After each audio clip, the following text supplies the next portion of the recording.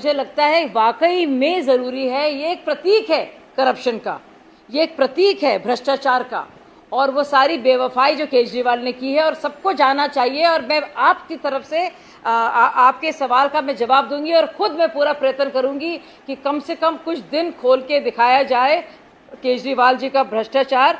लेकिन मैं आपको बता दूं, इसको लेकर पूरे डिटेल में डीडीए की तरफ से साजिया जी लोग अपने पहले से बनाते हैं, की तरफ से सारी डिटेल मुख्यमंत्री आवास नहीं बनाता।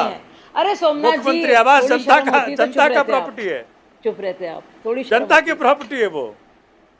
अच्छा, तभी जनता नहीं जा पा रही थी। जनता की अरे फिर क्या हुआ केजरीवाल जी को? जनता के लिए मंगाए थे ना 7 चेज, क्योंकि मुख्यमंत्री आवास है, जनता के लिए थे, कोई किसी का प्राइवेट आवास नहीं है। के लिए थे।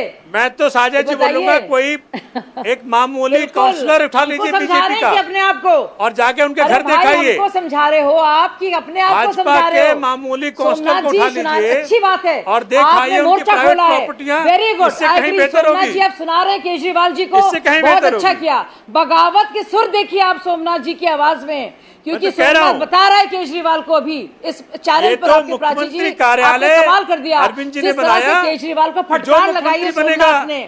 बहुत अच्छा, थैंक यू। सरकारी कार्यालय है।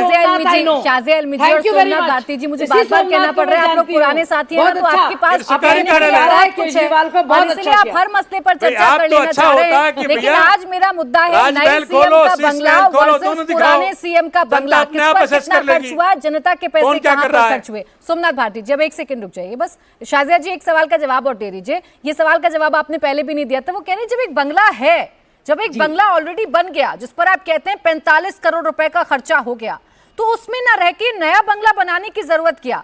क्यों 60 लाख रुपए और यहां पर लगाए गए? ऐसा बिल्कुल नहीं हुआ है। देखिए आम आदमी पार्टी यानी कि झूठ का एक पुलिंदा और एक बहुत बड़ा जखीरा सिर्फ और सिर्फ धोखेबाजी का और उसके सारे साजिशों का।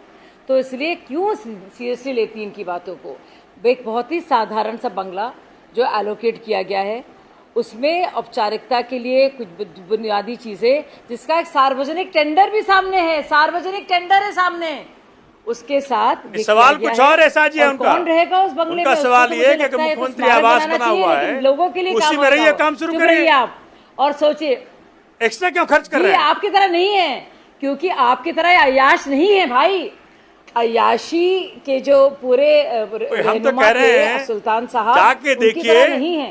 काम करने के लिए आपके पास जज्बा होना चाहिए, सादगी से रहना पड़ेगा।